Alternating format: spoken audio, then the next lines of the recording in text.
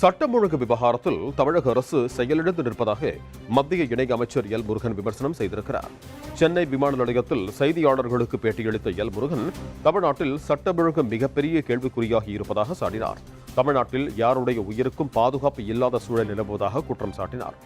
மின்கட்டண உயர்வு தமிழக மக்களுக்கு பேரிடி என்று சுட்டிக்காட்டிய எல் முருகன் சொத்து வரி, நிலவரி, பத்திரப்பதிவு வரிகளை உயர்த்தி மக்கள் மீது தமிழக அரசு சுமையை சுமத்தியிருப்பதாக விமர்சித்தார்.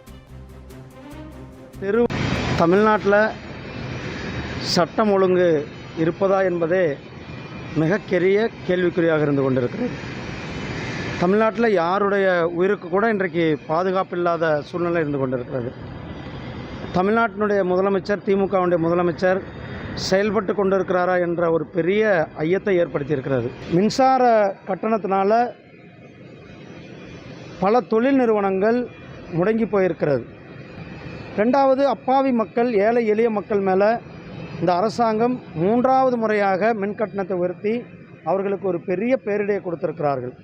அதே போல் சொத்து வரி உயர்வு, அதே போல் நிலவரி உயர்வு, அதே போல் பத்திரப்பதிவு உயர்வு, இப்படி வரிக்கு மேலே வரி உயர்த்தி மக்கள் மேலே ஒரு பெரிய ஒரு சுமையை இந்த அரசாங்கம் ஏற்படுத்தி இருக்கிறது. இந்த அரசாங்கம் உடனடியாக இந்த மின்கட்டண உயர்வை திரும்ப பெற வேண்டும்.